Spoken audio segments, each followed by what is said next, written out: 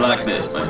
He's like a butterfly flapping his wings deep down in the forest, man. It's gonna cause a tree fall like 5,000 miles away, man. There ain't nobody seeing nobody.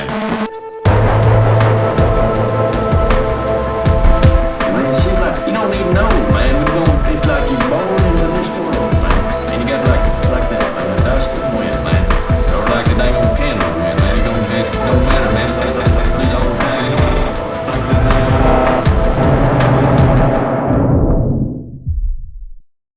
All right, Luthemplaer, welcome back to the Jay Burden Show. How you doing, man? Hello, my beloved coal miner friend. Yeah, I don't know. Can you hear this music outside my window? A little bit, yeah.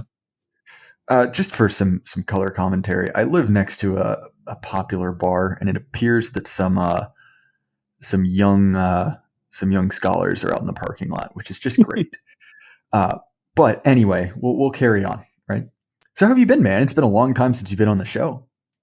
I've been well. I've been dabbling. I'm dabbling with different computer parts, trying to build a radio telescope, but not going too well.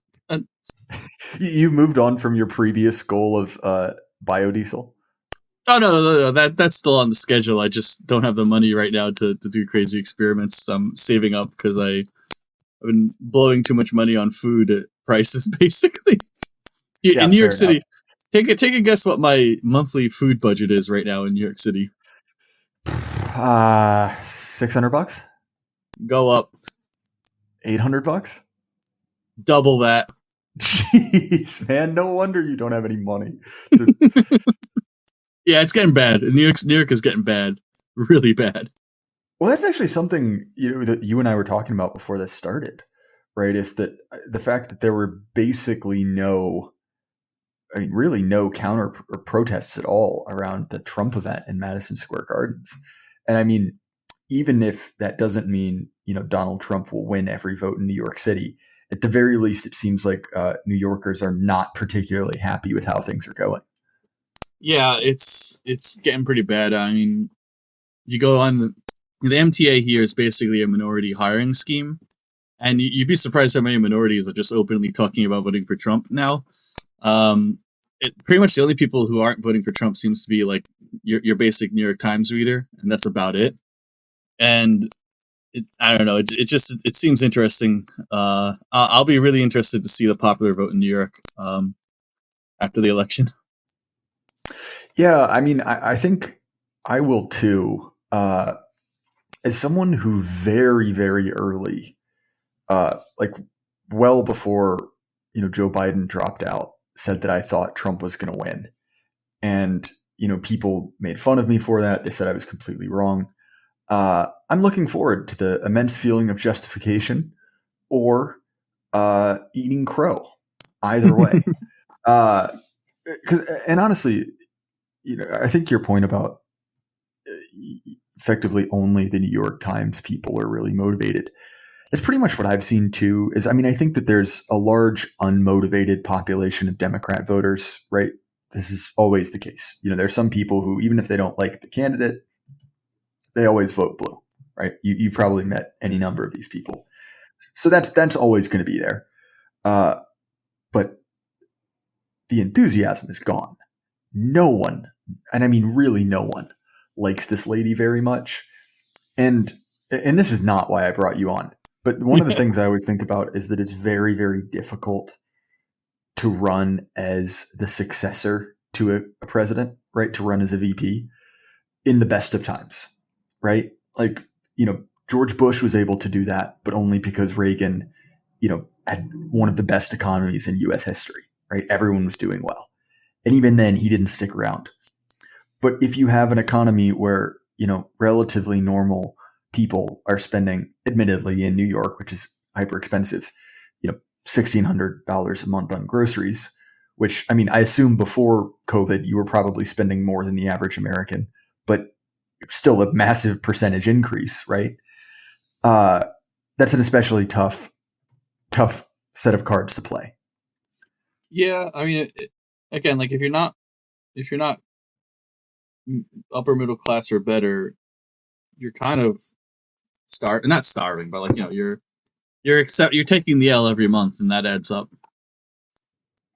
No, definitely. But we're actually not here to talk about, right? We have something more specific. And it's actually, at least in a roundabout way, a topic we've discussed before. So do you want to introduce our topic for tonight? Yeah, I wanted to bring up the dark forest theory and try to engage it with politics a little bit.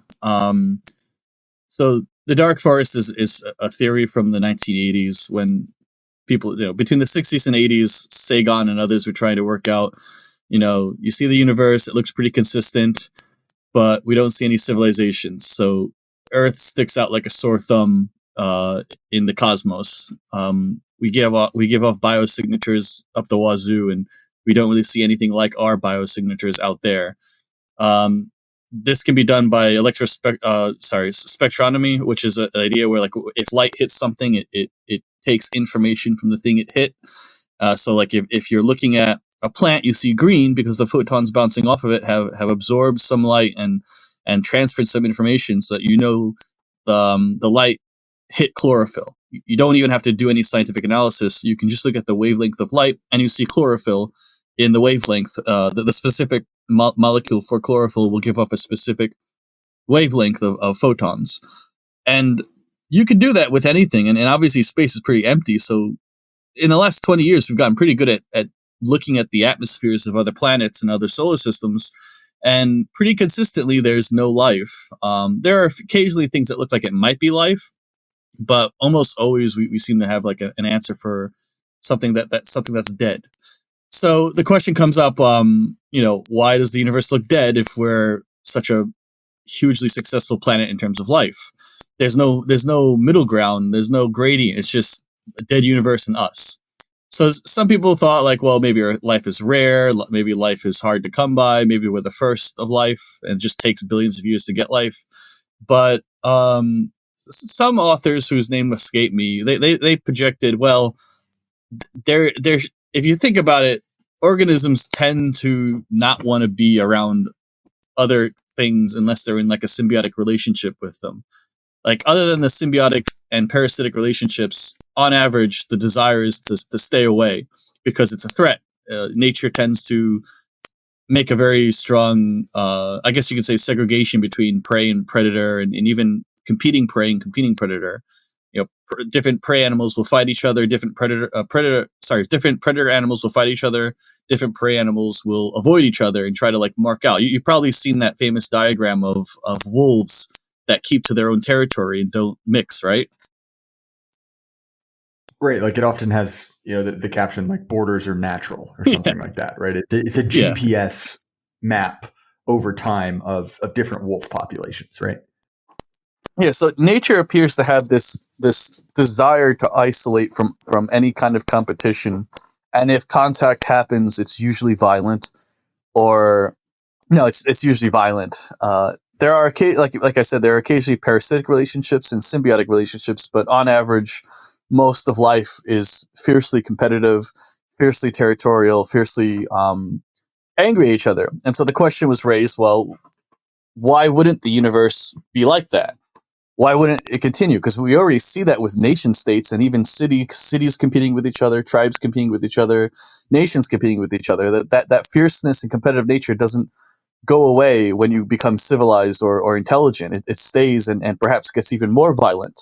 Like animals can't nuke each other, they can't bomb each other, but it seems like the more intelligent you get, the more likely you are to use increasingly fierce ways to clear out the competition.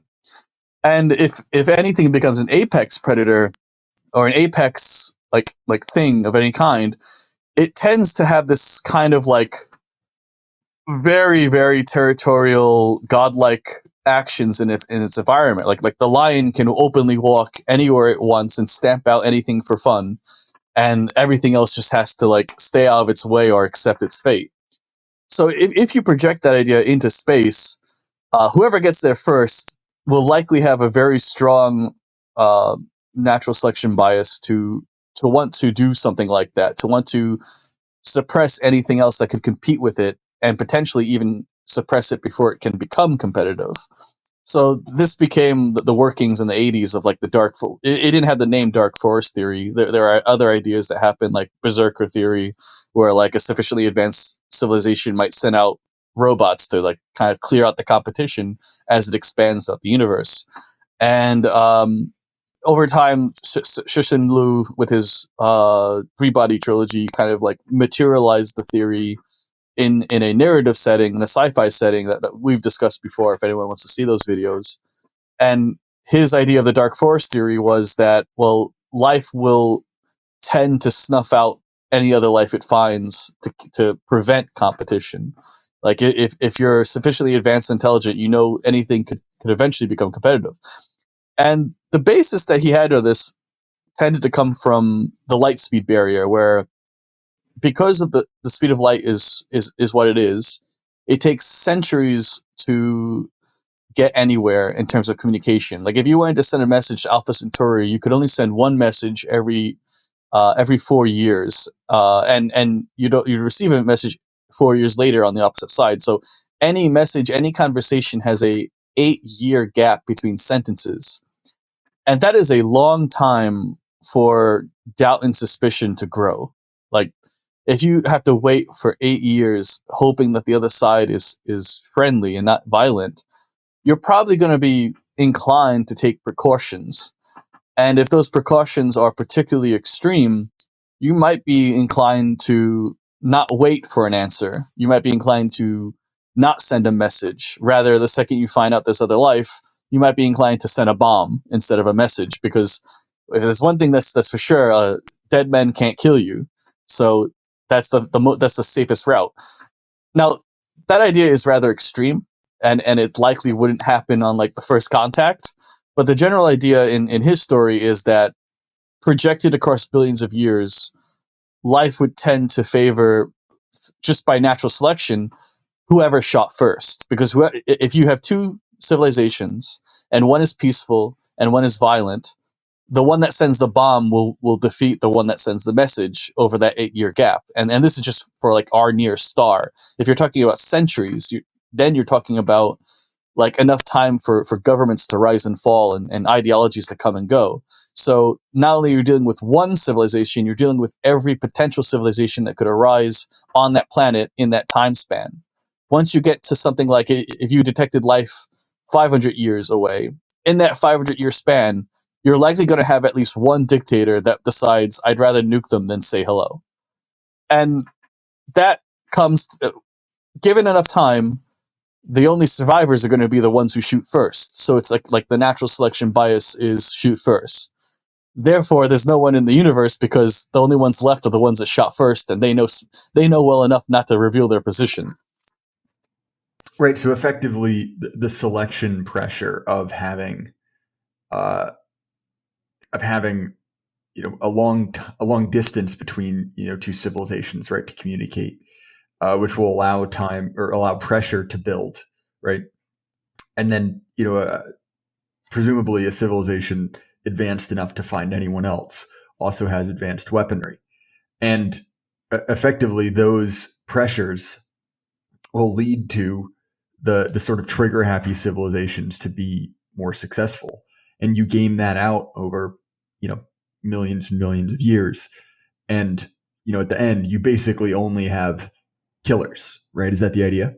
Yeah, and that idea is I mean, for me it's very compelling, because you might be hopeful that something nice would survive that scenario, but the math says that the selection bias really does favor the one who shoots first. I mean, like if you put every animal on Earth in one zoo cage, the survivors are likely, like the one that is still alive in a month is likely going to be the predator. Is likely going to be the one that eats rather than tries to cohabitate. Like nature only tends to develop these symbiotic relationships in isolation, where predators can't mess it up, or where predators might learn through experience not to eat first. But even then, it's always one is a giver, one is a taker. It's never quite an equal relationship. So, well, and that's an interesting point in politics as well, right? That, and this, it's very culturally pushed, right? The idea of, working together, forming a team, forming an alliance, but there's always a major and a minor partner, right? This is something you see in Machiavelli, right? No, there's always kind of a client and a patron type relationship, right? This kind of like perfect equals one is very difficult to engineer. And even so, stupid motorcycle, even so, right? If you are exactly equal with, you're at parity, right? There's sort of a natural instability to that. Yeah, because if you are at parity, you have a Cold War situation where you're locked in extensive competition.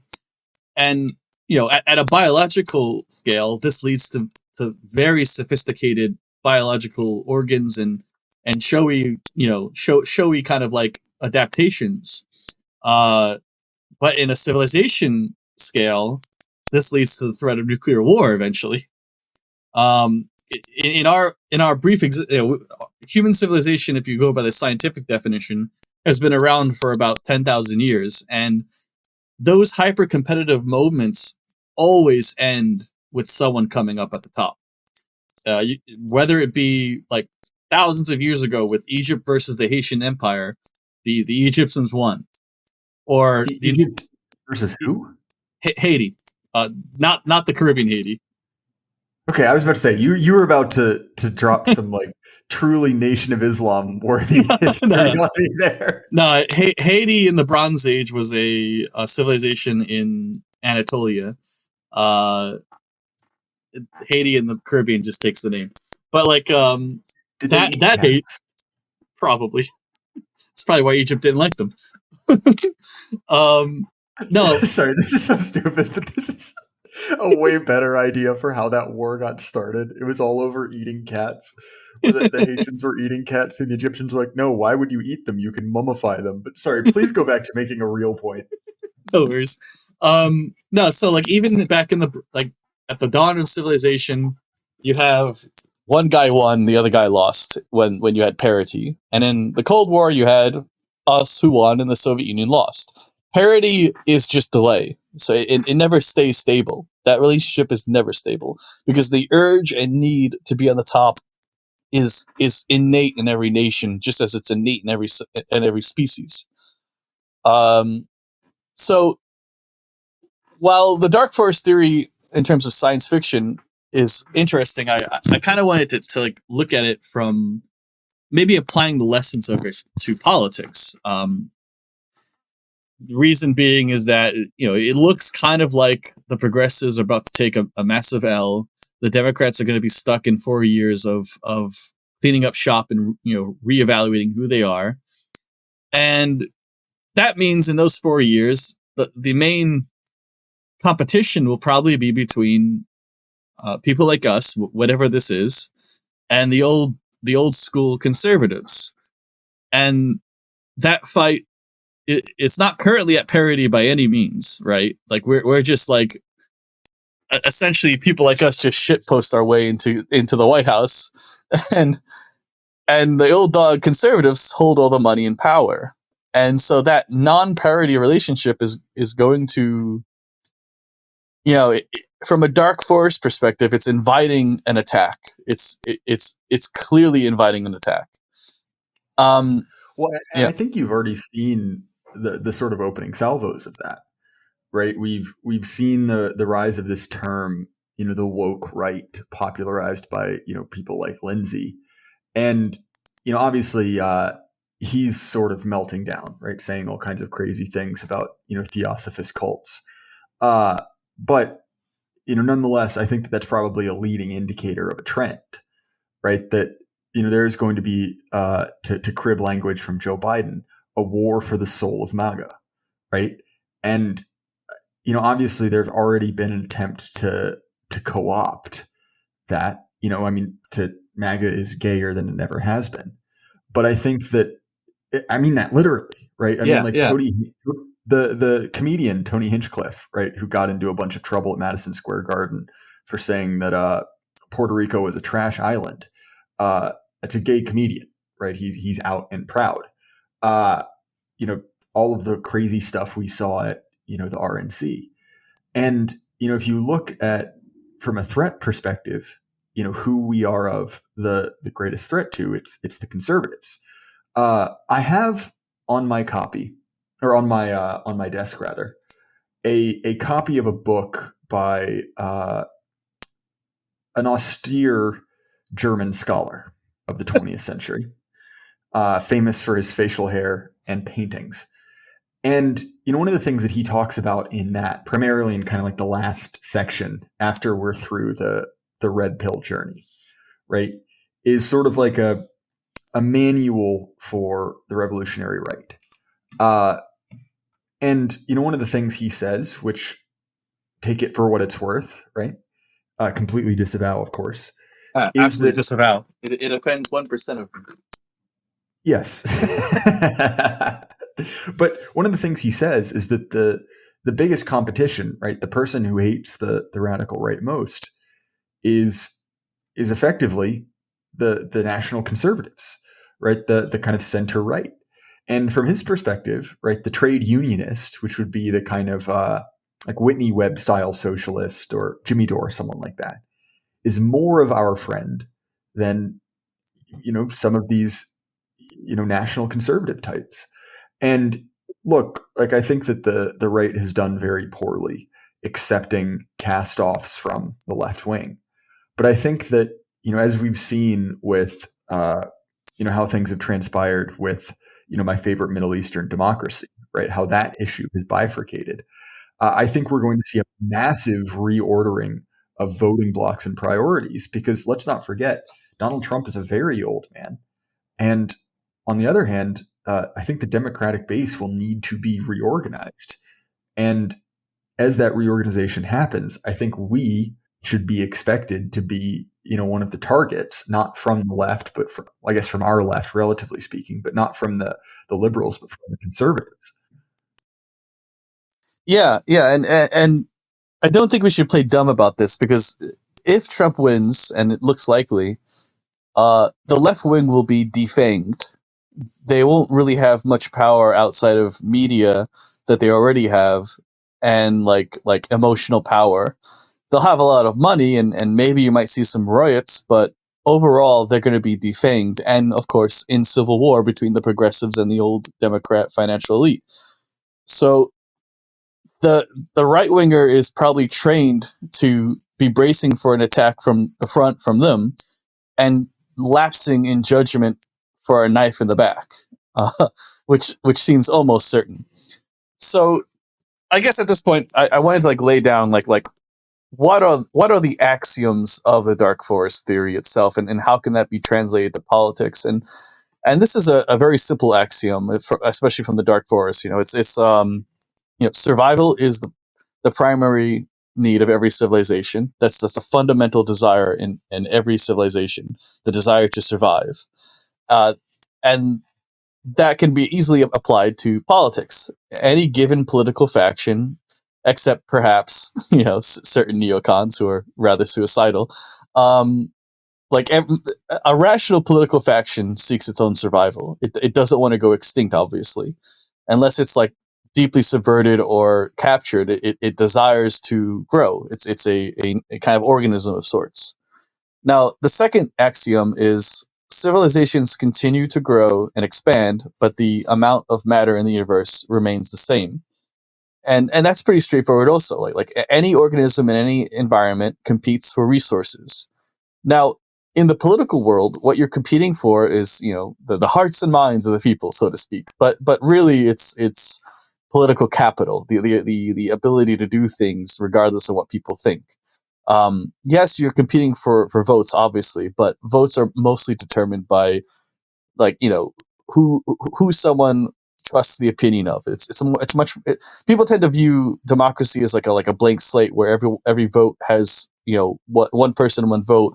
But in reality, it's like what a superstar says is what all their followers are going to do too. There's always a hierarchy, even if you want to ignore it.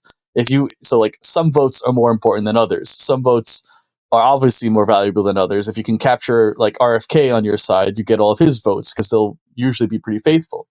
So once you understand that resources are limited, but also some resources are more important than others, then you can kind of visualize things more three-dimensionally. You can visualize, like, from a political perspective, I think AA has sometimes said, well, what are the castles to capture to maintain power? Or C.G. Gray on YouTube, he calls them the keys to power. Like, what keys do you need to operate a state?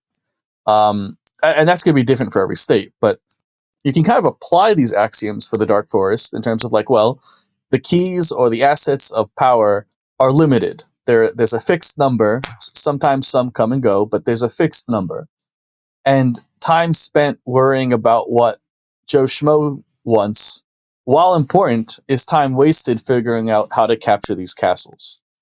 In the story, like in the Dark Forest story and the theory behind it, the general, like, idea is that these axioms, like, civilizations continue to grow and resources are limited. They eventually lead to the results of every civilization becomes a potential threat for others simply by existing and consuming resources. And the safest strategy is to immediately destroy anything that you discover before it can become competition for you. Those are the two, like, endpoints we've discussed from this competitive environment. So, like, again, like, everybody's a potential threat, and the safest act is to, destroy it before it's a threat. That's the safest act. So from a political perspective, the conservatives, they are competing for castles. They are about to get the keys to the castle. They have institutions full of leftists that they have to clear out, but they're already defanged. Clearing them out will be easy. They're probably wondering, how do we get rid of this, like, I don't know what to even call it, this thing of us, like this thing of ours, this shitpost nationalism, whatever you want to call it. Like, how do they get rid of this thing so that they don't have to compete with us for power? Because that's while you might be thinking, how do we clear out the leftists, which is important but easy, quite frankly, the conservatives are thinking, how can they destroy us? Because we're a competing faction wrestling for those castles. I'll have to speak a little bit lower, but so based off these axioms and the consequences of them, the perspective that you have to be aware that there are knives looking to strike at you. And in the Dark Forest theory, we call this a Dark Forest strike. And what a Dark Forest strike is, it is a preemptive attack before dialogue can happen to clear out competition. So think about, if you're coming into power, if anyone listening to the show happens to be like one of these, like, non-old conservative neocon people that is concerned about what the neocons are going to do if they try to ride the Trump train into power, be aware, like, where would that knife come from before dialogue, emphasize before dialogue can even happen? What is the attack that's going to happen before you can even come to the meeting? What are your weak spots? Do you have skeletons in the closet? If you do, maybe you're not the guy to be leading the show. Maybe you should step aside and let someone who doesn't have skeletons in their closet take the lead, who can either take an attack or isn't worthy of attack. Sorry, was that a hypothetical question, or one where you were looking for an answer? No, you can respond to that if you want. Yeah, sorry, this is another moment I will be editing out.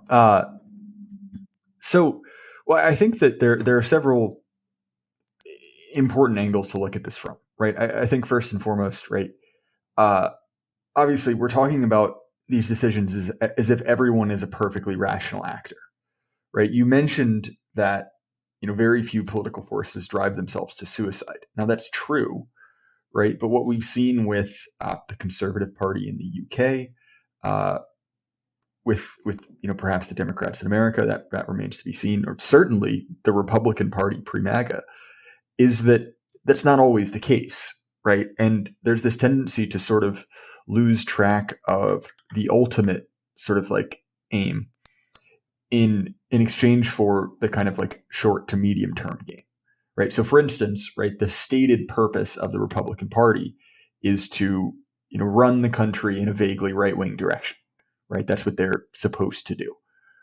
But actually, right, if you look into it, it's basically a way for unimpressive people to make money, right? To bilk money out of middle America, right, and represent certain interests, right? It's not really concerned with that goal.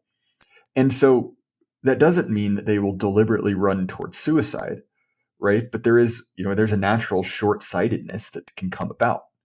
So I believe you're completely right about this on a game theory level, right? Which is, what is the most rational thing to do?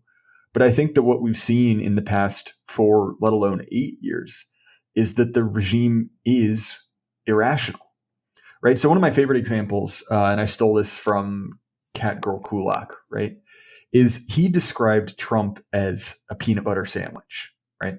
Completely innocuous. But the regime has an allergy to peanuts, right? And so eating this otherwise innocuous substance, right, triggers an immune response that can end up killing the machine. And I think that's a case in which the rational, right, the optimized answer to that problem, right, the one that we're talking about, would be to just let Trump go, whatever. Or in this case, right, to basically start shooting. But, right, that's not always in the individual best interests of individual actors, right, who may be a member of that group, but don't consider themselves kind of ultimately devoted to it, So sorry, do you see what I'm getting at there, Luthemplaer? Yeah. And in many ways, it only seems irrational because, like, you would ask, well, why is a right winger attacking things that their enemies don't like, which has always been the problem with the conservative movement. The whole joke that they're progress driving the speed limit, and to that degree, the term conservative really is a misdemeanor in some ways. It's like this idea of like someone who wants to go back to a something, but it never really actually like formulates. It just ends up supporting the regime. And this is one of those areas where like, you already know that conservatives are inherently pro-regime and want to find a way to clear out this phenomenon that's been growing since like 2014, 2016 or so. And so you have to be basically prepared to, I hate using the word dissident, but like, the people who are not part of the regime structure, they've already been trained to just not believe the news when one of their guys is attacked by the left-wing media. But they don't have quite the same training when maybe a right-wing feud starts between like two factions or something like that. And to some degree, it's a call to like just shut up and let it like figure it out first before you jump on a bandwagon. I don't know for sure, but it's probably a call to like be aware there are knives aiming for your back. Well, definitely, and I think that's something that will be borne out, right? I think that there is this tendency to get kind of swept up in the Trump phenomenon, right? The fact that we're winning, right? We'll win so much we'll get tired of winning, and I get it. Look, like the campaign has been iconic, right? I mean, look, there have been any number of these kind of like perfect photos, right? Obviously, at the top of the heap is him with his fist in the air, him at McDonald's, there are any number of these, right? The sketch from him in prison. And so the drama's been great, right? This is the third act, right? The triumphal, return of the king. And I get that. Look, like I filled out my ballot today and I voted for DJT. But I think it's important to remember that this is not the end goal, right? This is not us winning, like you and me, right? The kind of like fringes. It's a step in the right direction, right? And it opens up some sort of, important avenues, right? But that's not the end zone, right? So one of the things that, sorry, you can respond to that if you don't. No, go on. So one of the things that I think about a lot, right, is what is our advantage on the right? And to me, I think that effectively there are two, right? Which is one, we have a personnel advantage, that we have a deep bench, right, of incredibly intelligent guys who, for whatever reasons, can't index with the regime, right? That's part of it. That's a huge advantage. But another one, right, is an informational advantage, right? Because we talk about things that you're not allowed to talk about in polite society, we can predict things better, right? We know things that you are not allowed to know. So recently, I know you follow AI Luthemplaer, but did you read this article recently about one of the LLMs and how it became less accurate the more unbiased it became? Yeah, because it wasn't allowed to notice patterns, and so you were kind of crippling the whole point of AI, which is to notice patterns. Well, exactly, right? And AI quote unquote consciousness is not the same as our consciousness, right? But we can do a similar thing. We can notice patterns. And effectively, just like in the finance world, right, that information is power, right? You have an advantage. And so I think that resource, in addition to the staffing, will make us continually relevant, even in a post-Trump world. Now, that's another reason why I think that the conservatives getting their knives out for us, I don't think it'll work. One, because I view them as being kind of like the Washington Generals of politics, right? They're the JV team. Uh, Tell me I'm wrong, right? And in addition, right, uh, I think that they represent something for which the time is kind of past, right? Like, the interesting part of MAGA is not the conservative part, right?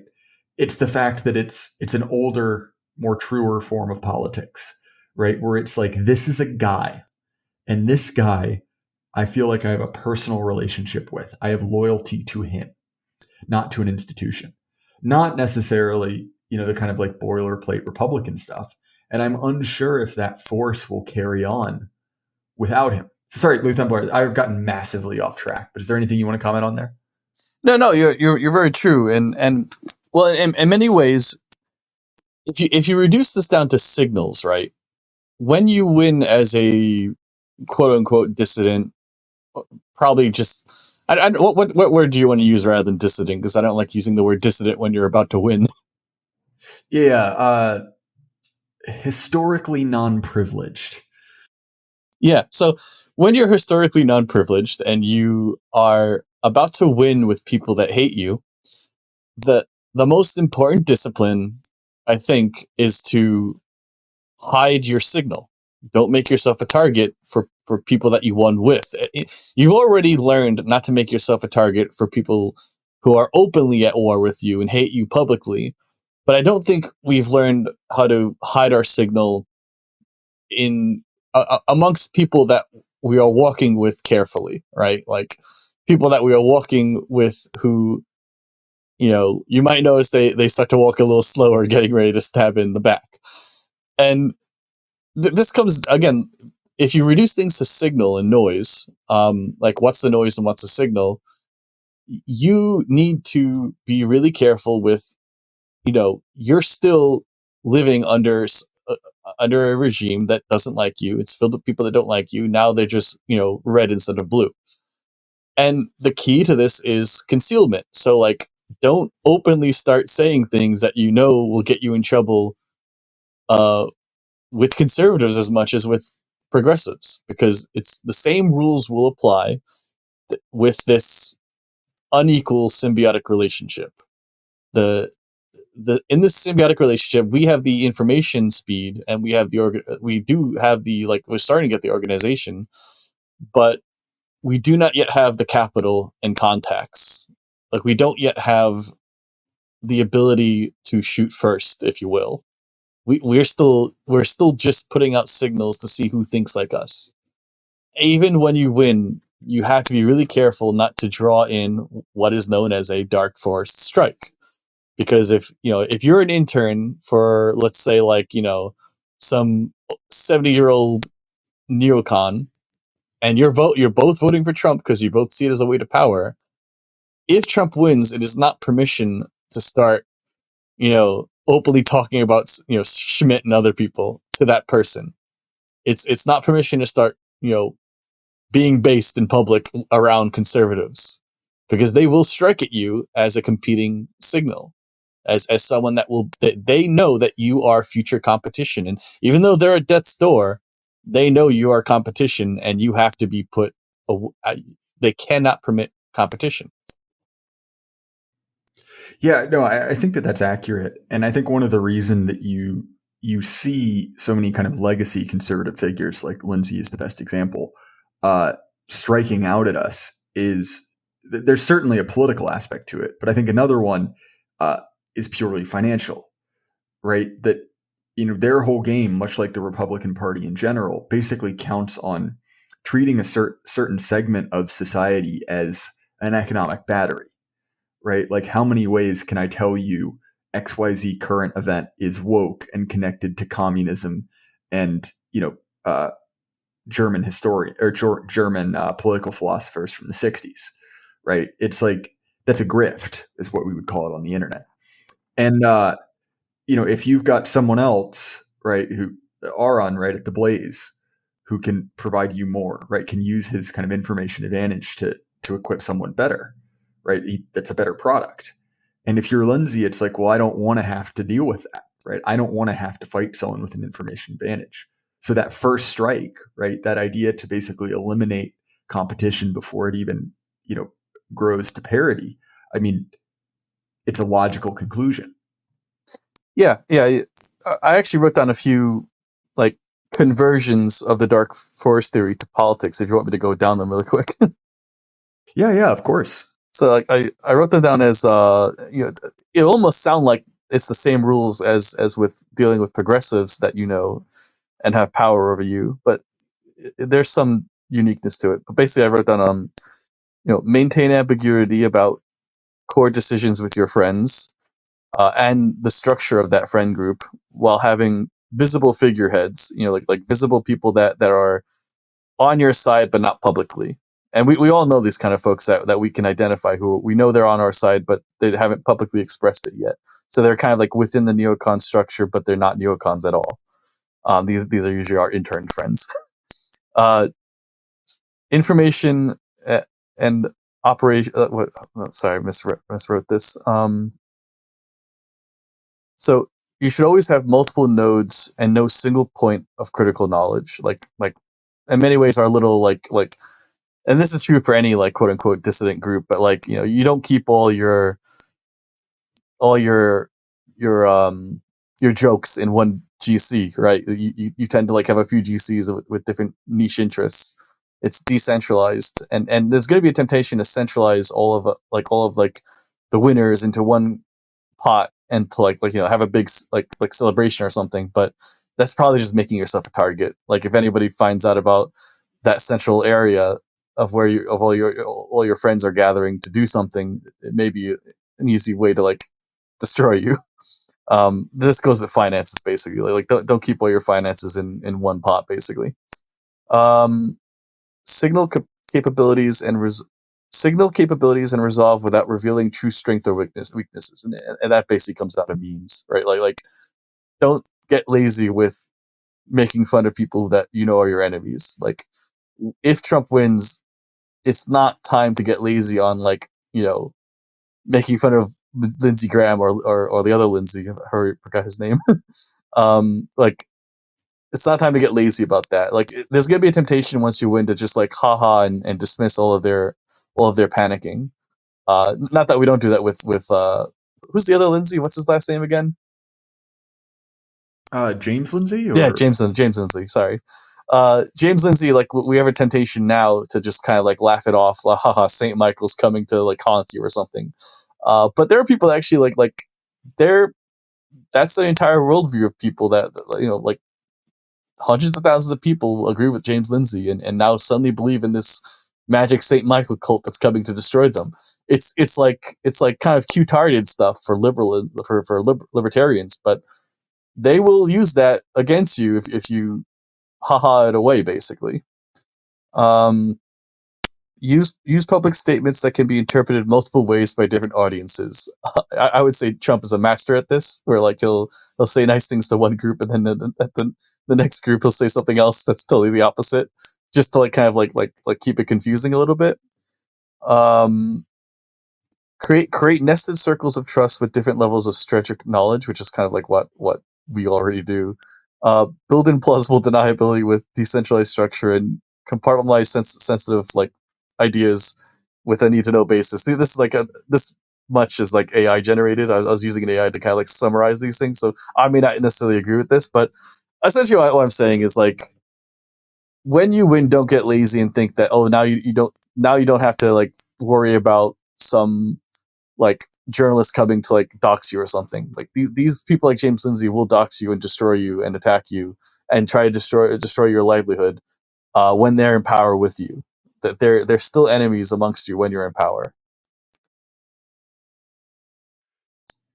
Yeah, well, I think that there are several things there, right? The thing that jumped out to me, right, is the idea of having something that can be interpreted multiple ways. And actually, I think that the censorship the online right faced prepared us well for this, right? That I mean, look at this show, right? There have been any number of, shall we say, creative euphemisms, right? When I described, the austere German figure whose book I was reading, or the young gentleman in the parking lot, right? I never said what I meant, at least directly, but you guys, right, the guys listening, all get it, right? And that exists for a couple reasons, right? Well, obviously, AI censors, right? The fact that this will go up on YouTube, but also, right, because, and I find this out every once in a while. Sorry, forgive me for breaking the fourth wall, but every once in a while, I will have someone send me an email who is a normal, just probably lovely conservative mother, right? Like homeschool mom, right? And I can tell, right? Because you can kind of tell a little bit about people by how they write. Asking me questions, right? Like, what does basket weaving mean? Or, what do you mean the mid-century Germans? Take your pick, right, of our kind of euphemisms. And that's always interesting to me because from my perspective, through context clues, right, you should be able to pick that up. Also, it's like, if you say something a little edgy, right, slightly outside the kind of euphemism level, I'll get the same emails, people saying, like, oh, why would you say that? I had no idea you believed it. And it's like, well, I mean, come on, guys. I wasn't being that subtle, right? I just slipped up in that moment. And I think we underestimate the ability to basically pass under the radar, right? The ability to, if you can say something carefully, you can say almost whatever you want. And okay, that's not an ideal state, right? I would like to be, completely forthright, but that's not realistic. And yeah, sure, at least on first pass, that sort of information, right, might not be getting to your target. But remember, right, you're doing the same thing that I'm doing on YouTube, right? You're trying to avoid a series of tripwires, right? Where if you're talking to someone and you say Carl Schmitt, that's a tripwire, right? Maybe if they're a little more knowledgeable, or if you use certain phrases, right? And I'm sure they're popping into your mind right now. That's a tripwire, but you can avoid that reaction and actually successfully use rhetoric if you can talk around it, right? If you can say the same thing in a way that doesn't kind of trigger a response mechanism. Yeah, and again, like I would be eager to say that, like, these are figures that I may not even agree with, but I want to learn what was their perspective, and just by being curious about what their perspectives were, even if I'm like, I'm a New Yorker, I tend to be a little bit more Democrat biased in some things, and so like there are people I read that I'm not going to agree with, but I want to know how they did what they did and the thinking that went into it, so I can potentially extract some of those strategies. And that level of intelligence of doing that will make you a target because it's forbidden knowledge. It's you're not allowed to read from those authors, and you just have to learn to like conceal it in innuendo, but also like find a way to describe the strategy in a way that doesn't connect it to the original author. Because if if let's say like if let me use a foreign example that someone might understand. If you're reading like a Japanese war strategy and you really like the strategy of some general in Japan, but you're a Korean, chances are that every Korean is going to be very uninterested in what the Japanese have to say simply because of the bad blood between them in history. But if you take the strategy and you conceal its origin and extract its actual wisdom, people might be more interested in adapting that strategy without even realizing where they're getting it from. And you'll be like helping people on your side who are willing to like hear you out without them even knowing where those ideas are coming from. And this is like true even in like religious circles where many Protestants will borrow ideas from Catholics, but if they mention it's Catholic, they'll get the shit list from their elders, even though the idea might be great. And Catholics a little bit softer on this. Like most Catholic churches sing Amazing Grace these days, knowing full well it comes from a Protestant, and nobody cares because we're a little bit more like it's a good song, we don't care. But on the flip coin, there are probably ideas from Protestants where if you try to bring them into Catholicism, you'll be called out really fast. Well, this is exactly what I mean when I say I'm a deeply, deeply closeted Catholic, right? Is that many of my favorite authors, right, the people I pull from, are Catholics, right? I'm a big Joseph de Maistre guy. He felt, shall we say, somewhat strongly about the Reformation, and I think that's an interesting point to kind of focus on, right? Because oftentimes, and look, we're not populists here, right? We're not going for a 50+1 kind of consensus, but at the same time, you've got to understand, like you've heard the classic line, like when you're arguing with a boomer, you're not arguing with them, you're arguing with the TV, and that's certainly true about their generation. But you've got to understand, right? Every one of us has gone through an immense amount of programming, right? Effectively, every piece of media you've consumed is trying to install those tripwires in your brain. And, if you're talking to someone who's, has the potential to be very useful, right? Who has the potential to be helpful, and they're not as far along, right? They haven't made it all the way down the rabbit hole. You running straight to, Ebola, right? Talking about kind of like tantric sex magic, that tends to put people off, right? Yeah, I would say that like one of the things that I've found very useful for talking with even left-wing people is I read a lot of the old pre-progressive leftists who are more interested in like family and labor rights, because now the right wing suddenly likes these things, like Donald Trump's bringing in union people. And I found that like reading from these leftists who have based ideas from like 100 years ago makes the idea more tenable for progressives, because it's like it has a certain left-wing ant smell and they don't kind of notice the ant poison in it that is anti-progressive. It's actually fascinating. I read a lot of Tony Benn, who's a 1950s and 70s labor guy, Labor Party politician, but very, very wise on technology, the dangers of technology, the dangers of censorship, the dangers of statism, and just mentioning, oh yeah, this labor guy I'm reading from the 70s in Britain, he said XYZ, and the ants hear labor, they smell left wing, and they'll just accept it as wisdom without realizing they're kind of basically accepting a right wing concept, that it's only right wing because it's 60 years later. Well, to me, it reminds me very much of dogs and antifreeze, right?